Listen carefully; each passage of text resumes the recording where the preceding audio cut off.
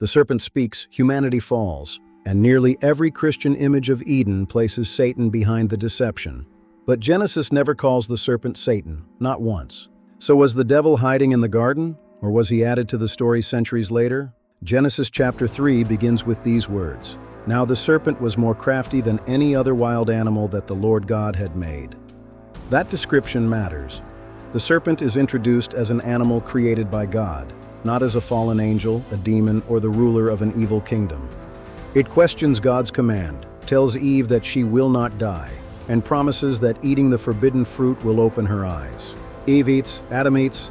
They recognize their nakedness, and the world of the story changes. But when God confronts those involved, the serpent is not exposed as Satan in disguise. Instead, God curses it. "Upon your belly you shall go, and dust you shall eat all the days of your life." The punishment makes sense as an origin story explaining why snakes crawl and why humans fear them. God continues, "I will put enmity between you and the woman, and between your offspring and hers." Later, Christians interpreted this as the first prophecy of Jesus defeating Satan.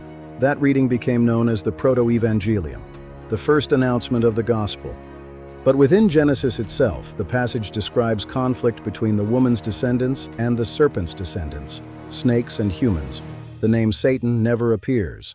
And this is not the only strange part. In the Hebrew Bible, Satan originally functioned as a title meaning adversary or accuser. In the book of Job, the Satan appears in God's heavenly court. In the book of Job, the Satan appears in God's heavenly court. That later image developed gradually.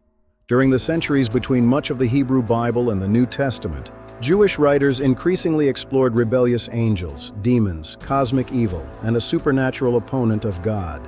The Wisdom of Solomon declares that death entered the world through the devil's envy. Other writings expanded the story further, sometimes presenting the devil as working through the serpent or persuading it to deceive Eve. The animal in Genesis was becoming part of a much larger cosmic drama. Then Christianity inherited these traditions. Paul warned the Corinthians that the serpent deceived Eve by its cunning. But even there, he did not explicitly say the serpent was Satan. The strongest connection appears near the end of the Bible.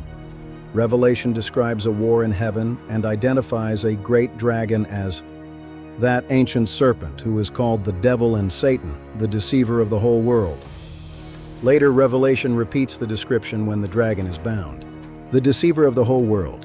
For Christian readers, the connection appeared obvious.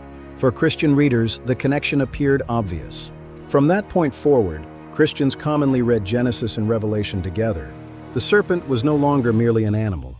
It became Satan himself, or a creature controlled by Satan. Church artwork reinforced the connection. Medieval paintings sometimes gave the serpent a human face. Later literature transformed Satan into the mastermind behind humanity's fall. By the time John Milton published Paradise Lost in the 17th century, Satan entering the serpent had become one of Western culture's most powerful religious images. The Hebrew Bible describes Leviathan as a twisting serpent and a dragon of the sea.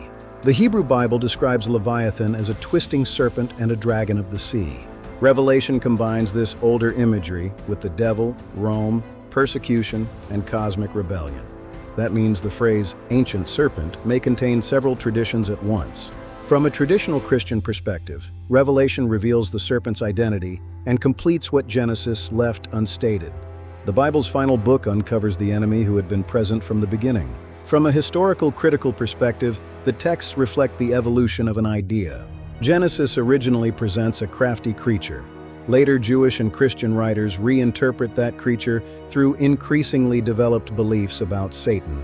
Is it one unified revelation in which later books clarify earlier mysteries? Or is it a collection of texts written across centuries, preserving beliefs that changed over time? Either way, one fact remains. If you read Genesis by itself, Satan is never named.